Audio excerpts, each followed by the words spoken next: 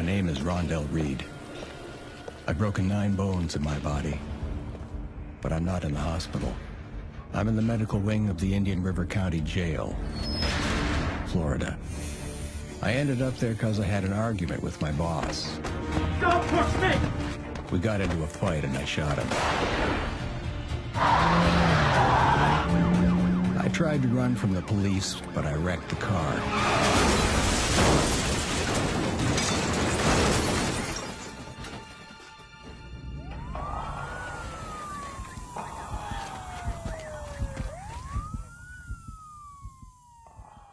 They arrested me and put me in jail pending trial for murder. After 3 months in the medical wing, the doctor said I was fit enough for maximum security.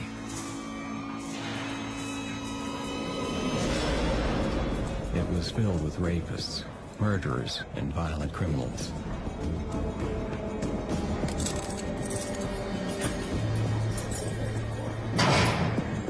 One of the things that always catches me about a person is their eyes. I tend to notice what I call dark eyes or black eyes. There's nothing there. And Rondell had that, in my opinion. There was no way they were going to keep me locked up. I'd busted out before in North Carolina, and I was going to do it again. They're in there for 24 hours a day, 7 days a week. The only time you come out is for recreation, court appointment, you need to go to medical for any reason, and that's about it. I started looking around for any weakness in security. We were under constant surveillance. The guards were always watching us through one-way glass. There were cameras everywhere, and they counted us every hour. When the deputies come on, the first thing they're doing is like counting their building, going by each one of the housing units to make sure those inmates are all accounted for. Even outside in the rec yard, cameras had views of the whole area. And we were always watched by guards. When they go out to the rec yard, there is a deputy on the recreation tower, and they're carrying a shotgun and a .45 pistol. Despite the tough security, I was determined to bust out.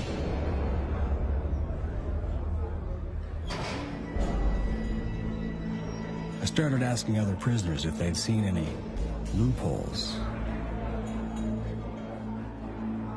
I heard that one guy was already working on a plan. His name was Levi Taylor. Levi was in for first-degree murder and awaiting sentencing.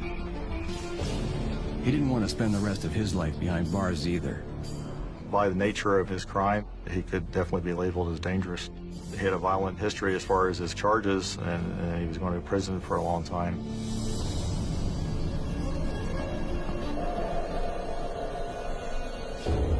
I waited for the right moment.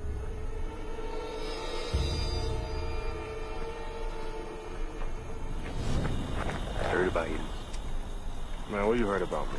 I told Levi I wanted to escape, and I had the experience to do it. I busted out before.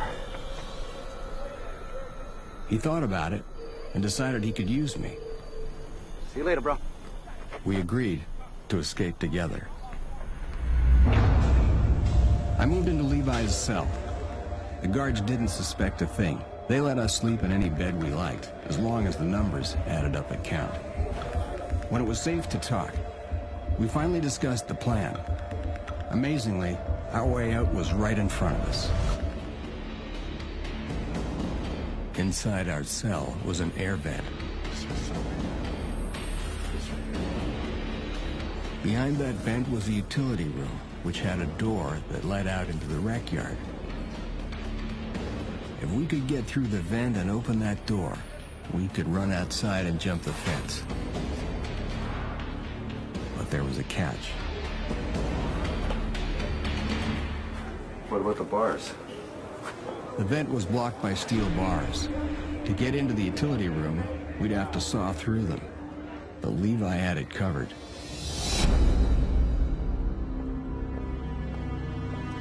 A while back, another prisoner had smuggled a hacksaw blade into the jail and hidden it in a book in the law library. Levi'd gotten a hold of it, and that's what we were going to use to saw through the bars. That night, we waited for the guards to finish count, so we could get to work using the blades. We had exactly an hour before they came back around. Counts throughout the whole facility were conducted the same way to make sure that all the inmates are present and accounted for. But inmates got used to the routine. They knew when we did them. Okay, let's go. To cut through the bars, we had to take the vent off first. But to do that, we needed to remove the screws.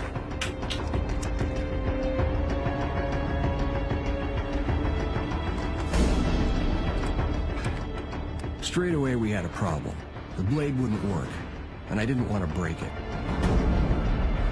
Somehow, we had to get hold of a piece of metal strong enough to get the screws out.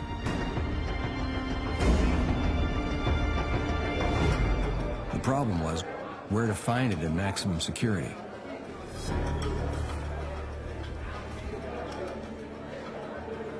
Then it hit me. The bucket. Maybe I could break a piece of metal off it. The first chance I got, I took it.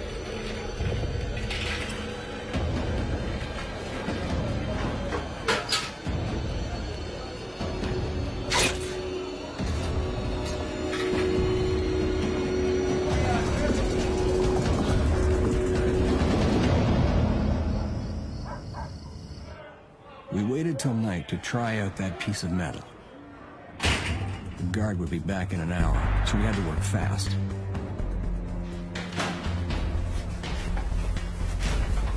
I dragged over my property bin and climbed up to the vent.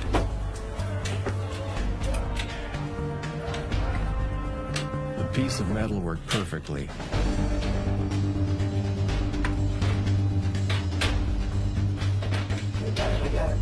And the vent came off the wall. Finally, we could start cutting through the bars.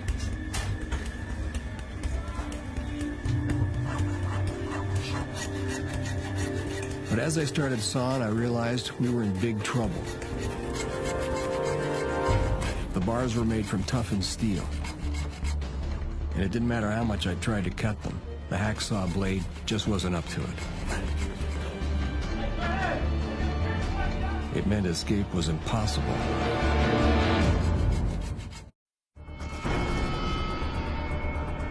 The hacksaw blade wasn't cutting through the bars. So instead, I started to cut the brackets, holding the bars in position.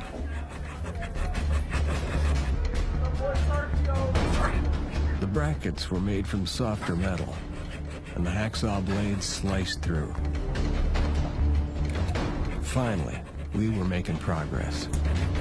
I kept going till the jail was so quiet, I thought we might be heard. Come on, that's enough, that's enough. We'll do the more tomorrow. That's enough. I eased the vent back into place.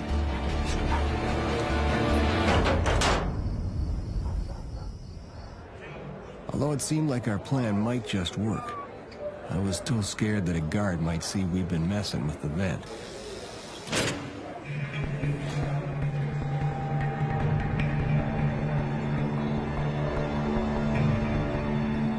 And if they called for a shakedown, our escape was over.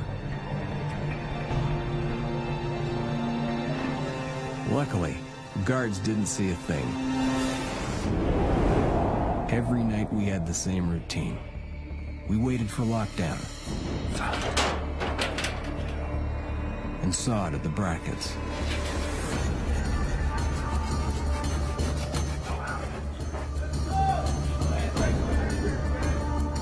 Some nights the jail was so quiet we could only work for a few minutes. Other nights there was more noise and we kept going for longer.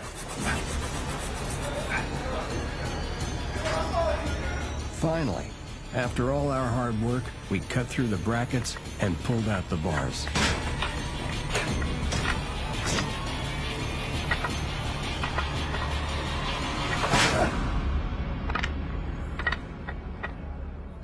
We knew our plan to get into the utility room would work.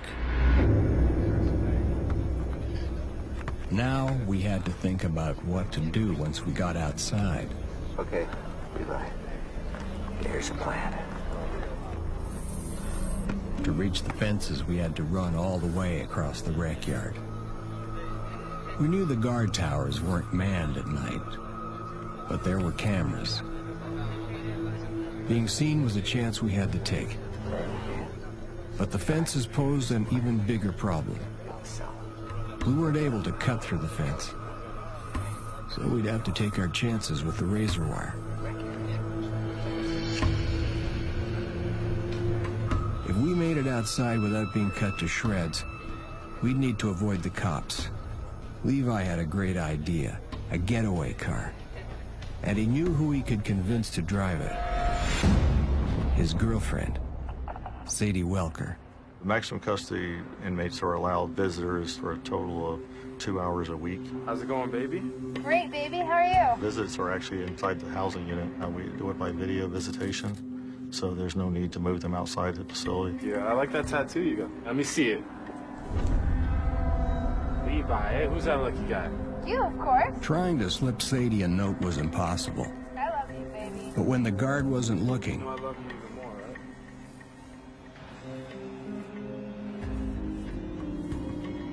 Levi managed to sign that he was going to escape from jail and where they should meet. All right, I gotta go now, babe. Love you too.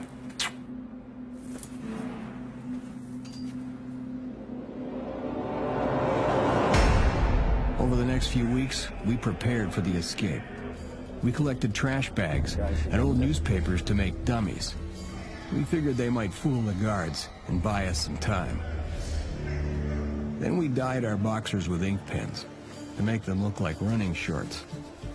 Our idea was that once we were over the fence, we'd dump our orange overalls and try to look like joggers.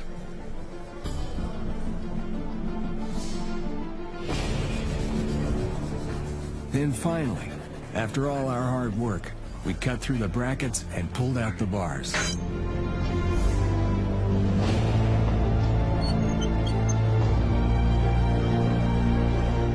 I barely slept. Tomorrow, we'd escape.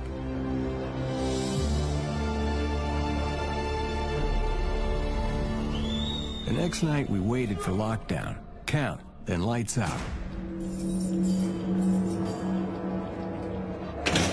As soon as the guards were gone, we put our plan into action. To get inside the vent, break into the utility room, and escape.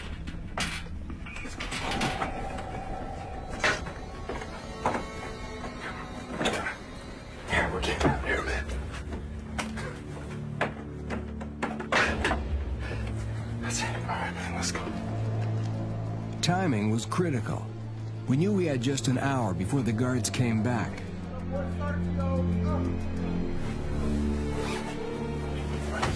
I put my head into the hole and climbed inside. But as soon as I was in, I realized we'd hit a huge problem. What's going on? I was stuck. I got beat up, Dutch. And you're stuck. I can't move. I got beat up, Dutch.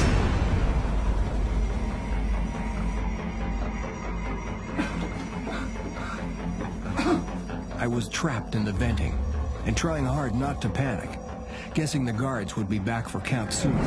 Back out. Pull it out. Then Levi pulled. Get out.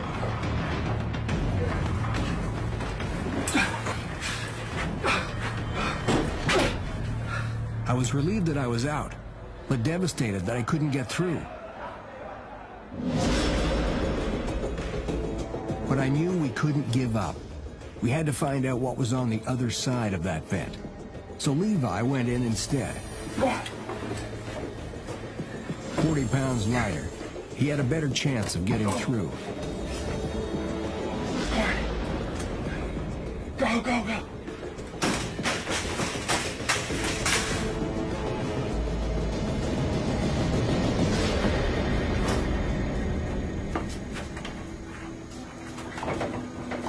Levi!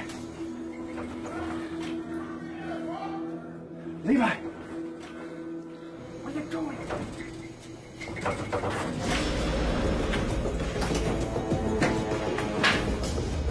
Where you going? He couldn't open the door. It was like being kicked in the teeth.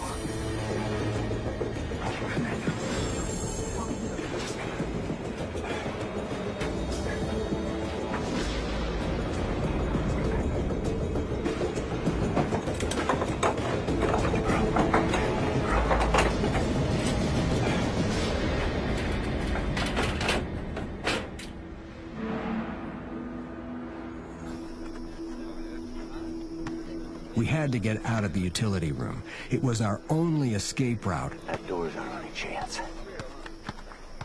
I figured that if I covered myself with hair grease, I might just squeeze through the venting, but that still left the locked door. I thought we might be able to smash the lock with a steel bar, but it would be far too noisy. Then I had an idea. The prisoners often watch football together on TV. Maybe we could use the noise from the game as cover.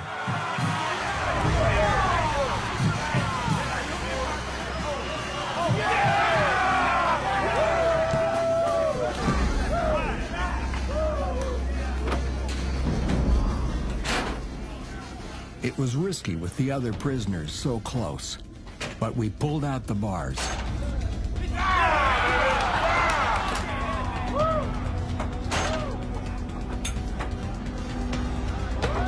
Then, Levi went in.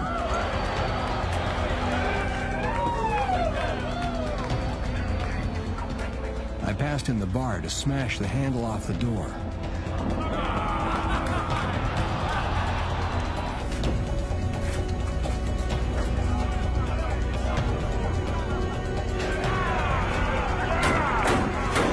The noise Levi made as he smashed that handle was unbelievable.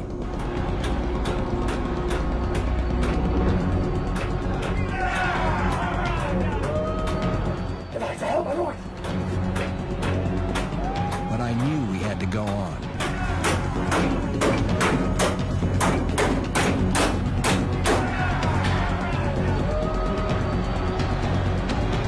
Finally, he smashed the lock.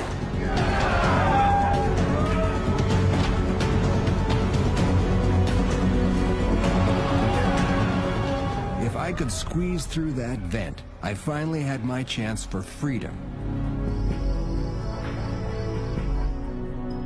We were ready to go. As soon as the guards had gone, we made our move. We only had an hour before they came back.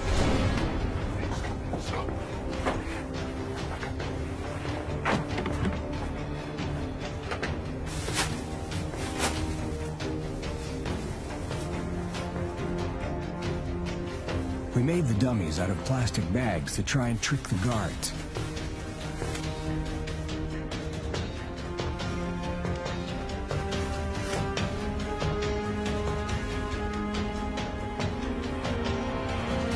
I took down the vent.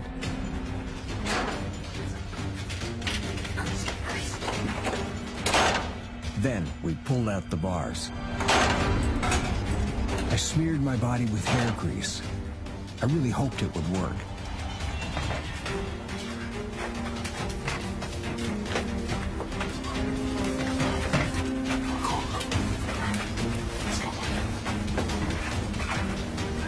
The hair grease worked perfectly, and I slid straight through the venting.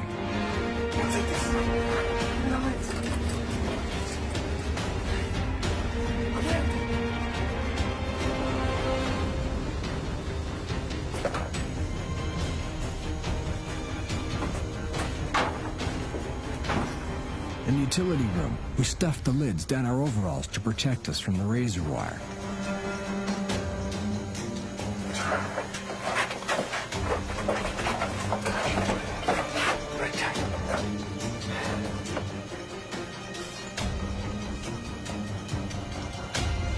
And we ran for the fences. We knew we might be seen, but it was a chance we had to take. Go first. We reached the first wire fence and climbed.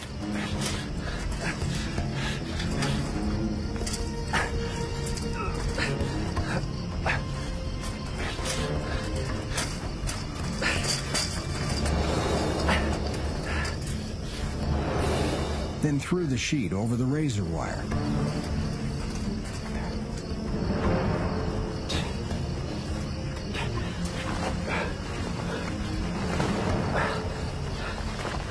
The razor wire was vicious, but we had to get over.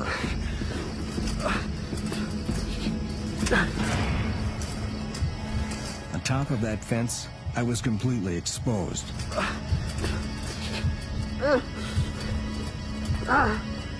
There was no going back.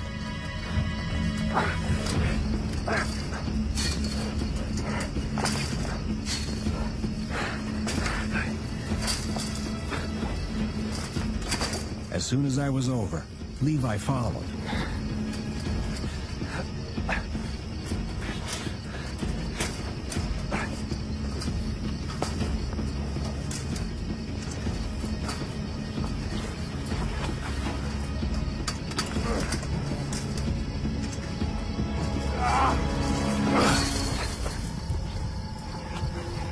On the other side of the fence, we looked up. With no protection for the second fence, we knew if we climbed over, we'd be cut to shreds. We were stuck.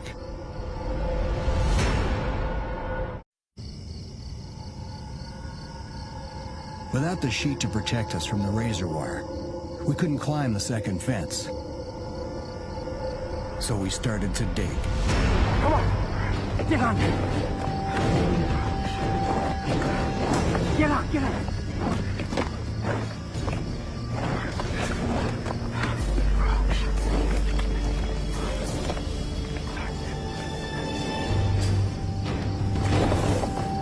The soil was real soft. And in just a few minutes, we dug a hole big enough to climb through.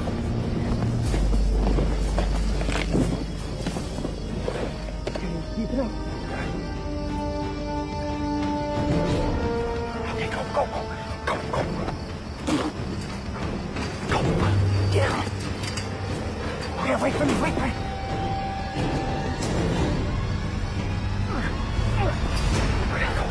Let's go. On the other side of the fence, we were finally free.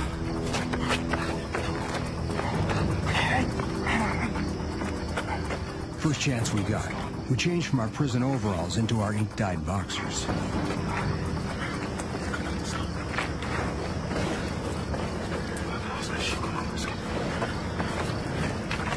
Then headed north to where we hoped Sadie was waiting for us.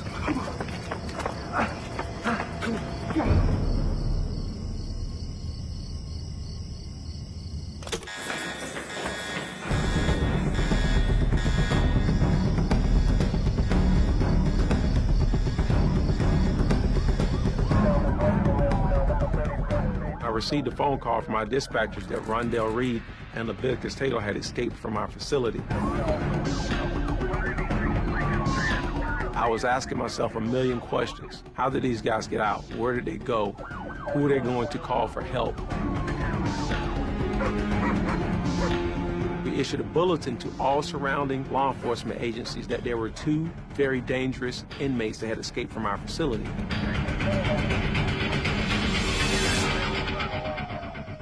It was a huge concern of mine to get these guys back in custody as soon as possible.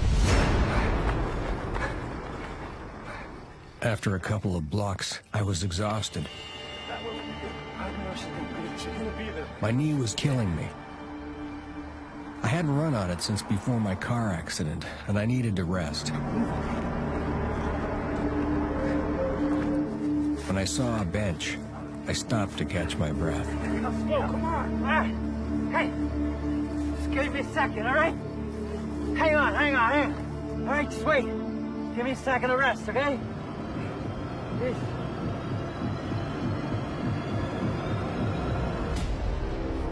Hey!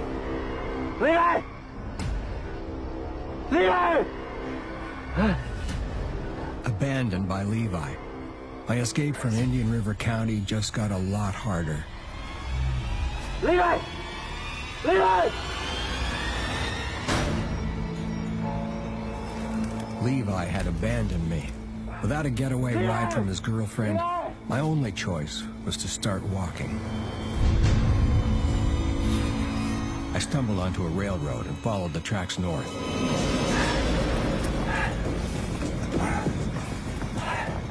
My knee was in agony. I kept smashing my foot. But I focused on moving forward. I knew that by now, police from all over the county would be searching for me.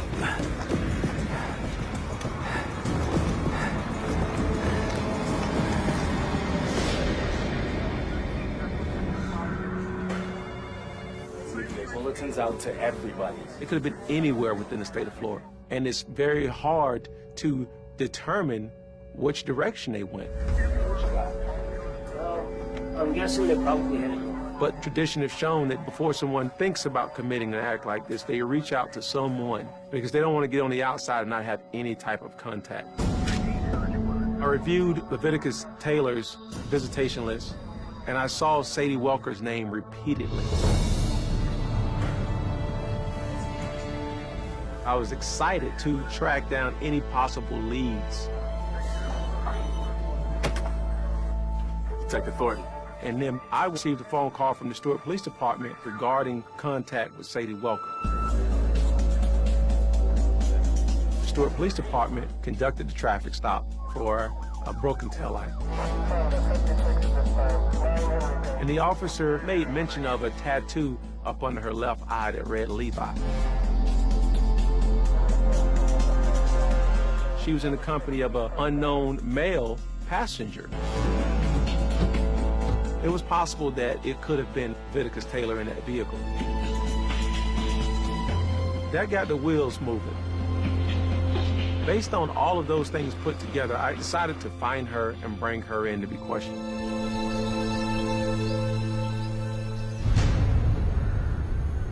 As daylight broke, I stumbled on an abandoned house.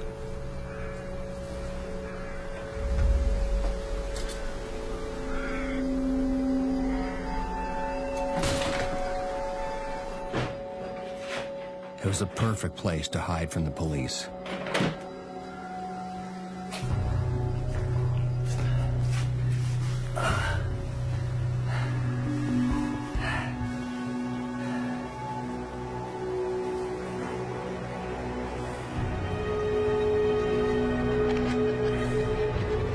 I was exhausted. As I lay there, I knew the manhunt was closing in, and I had no idea if Levi had been caught by the police.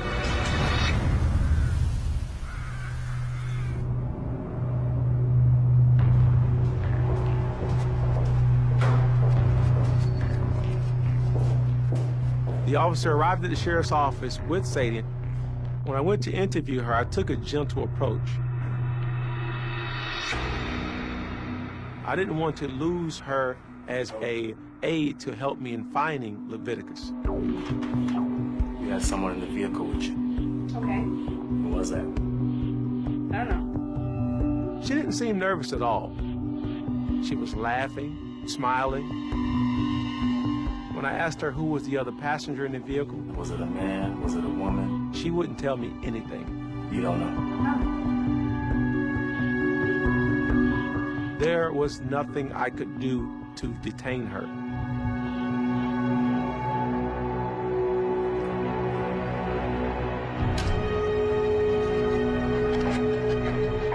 I wasn't very happy with watching her walk out the front door, but in the back of my mind thinking she could know where he is.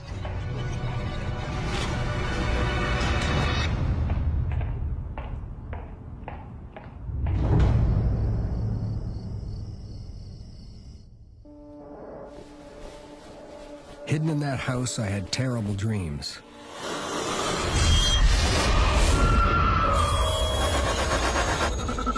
Flashbacks of jail. Visions of fleeing the law.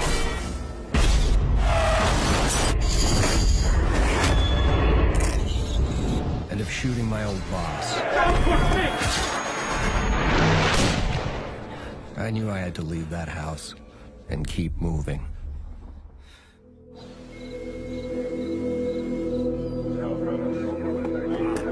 Yeah, we got you. During the course of the investigation, I saw a suspicious posting on Sadie Walker's Facebook page that said, "Free Levi,"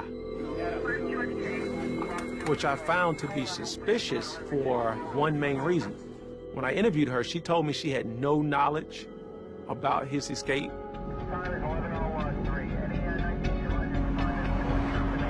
I took that posting as if she was celebrating his freedom.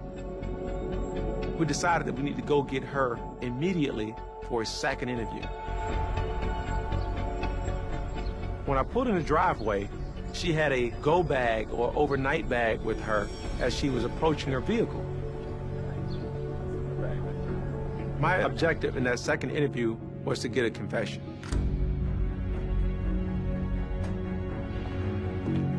I had one overall goal, and that was to find Leviticus Taylor and to make Sadie tell me where he was.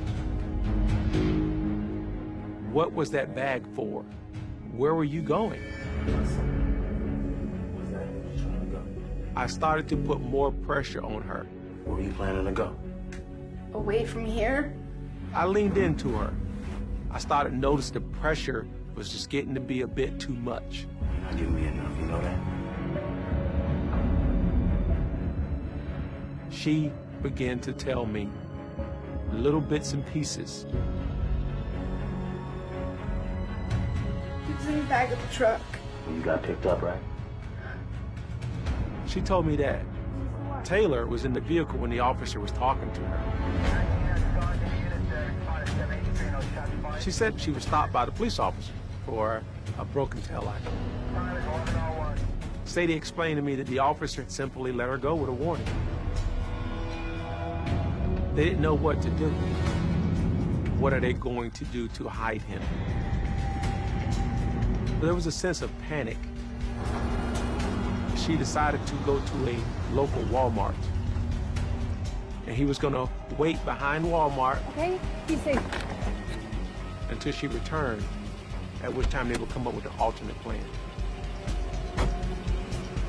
I decided to go to Walmart and drop him off at the back of the store. Went to Walmart. That was a tremendous break in the case because we knew he was in that area.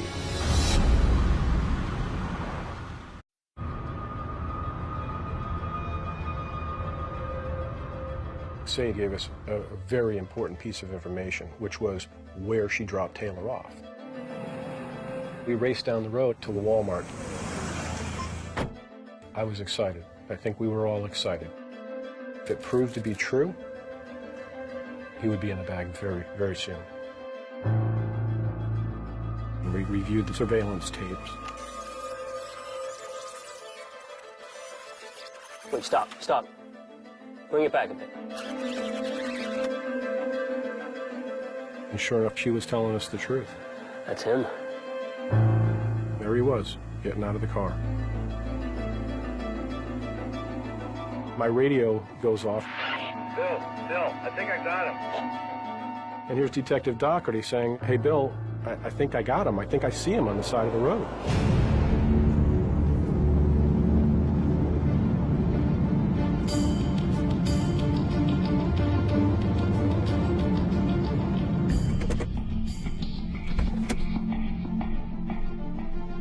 And lo and behold, on the side of the road, there was our suspect. What's your name? You got me. It's me, Levi Taylor. I was ecstatic.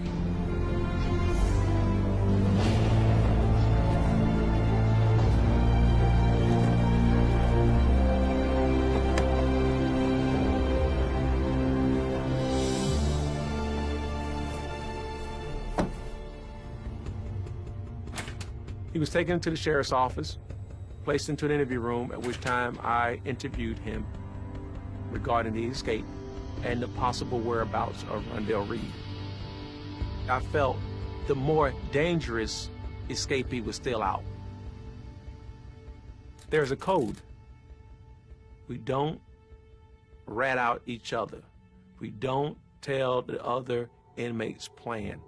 And he was sticking close to it. Where's Rondell, man? When's the last time you seen him?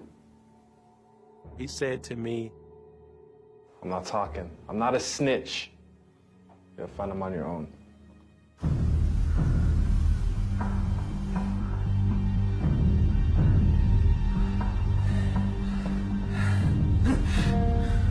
It was afternoon when I climbed out of bed. Cursed myself for still being so close to the jail. Every muscle in my body ached, but I knew I had to move on.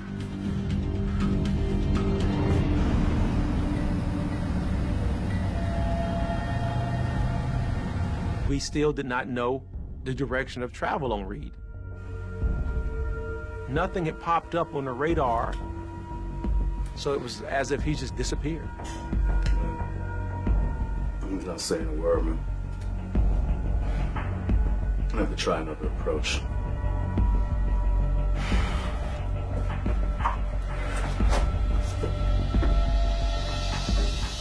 I asked him if he was hungry, if he wanted something to eat, because we all know fresh food is a way to get assistance.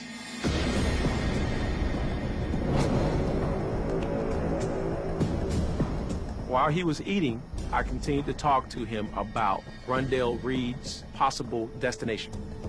I knew he knew something. I pleaded with him that I needed to find this guy, and everything was riding on it. So I asked him to show me the route. Come on, man, grab your stuff. You can take that with you. And he agreed, surprisingly.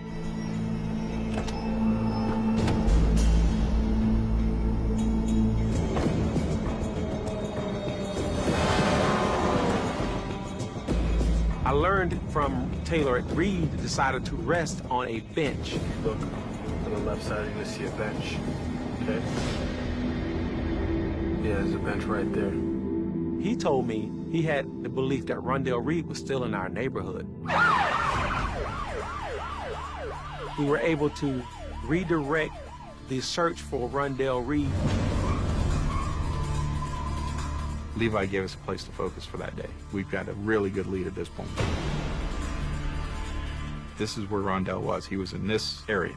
That's where we focused our SWAT guys.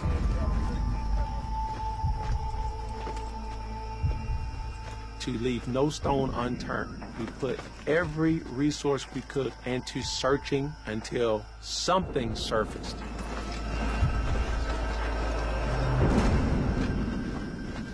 It was disappointing. Nothing resulted in anything other than we really have no idea of where he could be. It was as if he just disappeared. He just vanished.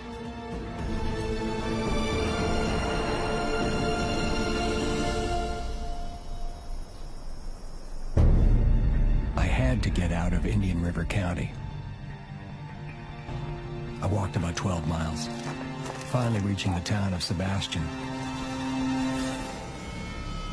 After carefully sneaking my way through the quiet streets, I saw a car repair shop. I knew that one of those vehicles could get me out of Florida. I found a car and broke into it. I cut my hand on the glass, but I didn't care. It was a gold mine. Finding 20 bucks made me feel like a millionaire. Put on the old clothes and tried to hotwire the car. Wouldn't start. So I moved on.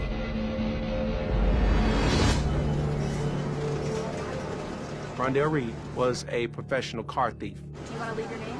So we wanted any grand theft autos to be reported to our agencies. The following day, police officers responded to the attempted theft of 2 vehicles at an auto store. I contacted our crime scene division and asked that they respond there to process that scene. When they arrived, the crime scene detective noticed that there was blood on the steering column. You can get that to the lab as fast as you can. That DNA confirmed that Rondell Reed was the person who broke into those cars based on the blood. I followed the track until I'd found another abandoned house. I was holed up inside waiting for it to get dark when I saw my opportunity to get out of the county. Man arrived next door and left the keys to his car in the ignition.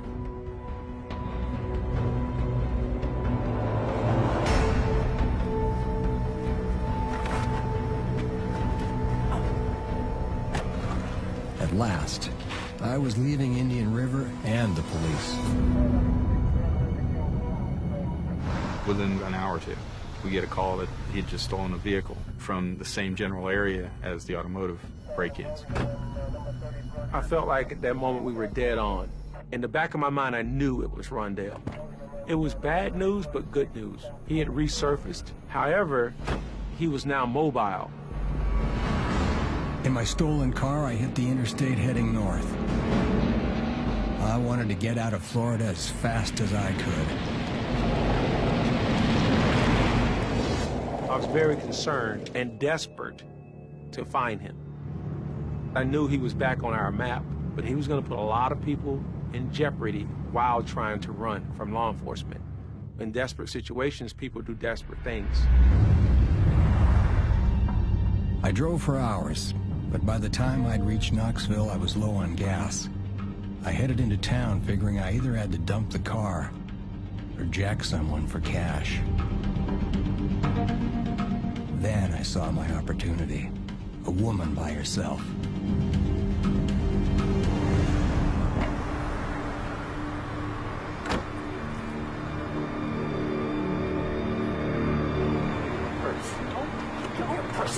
But she fought me, so I stuck the knife in to hurt her.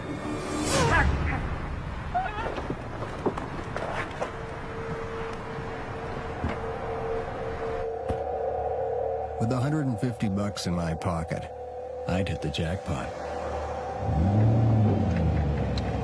I was back on the highway in no time and heading north. We issued bulletins to all law enforcement. Consider him armed and dangerous. I drove for hours, crossing state after state. It was in Ohio that I started to think I'd thrown the cops off my trail. Then I saw police lights in my mirror. I tried to outrun him.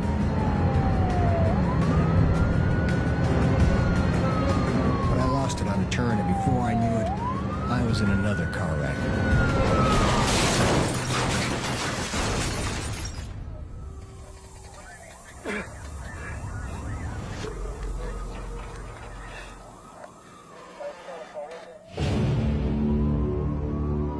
After visiting the hospital, it sent me back to Florida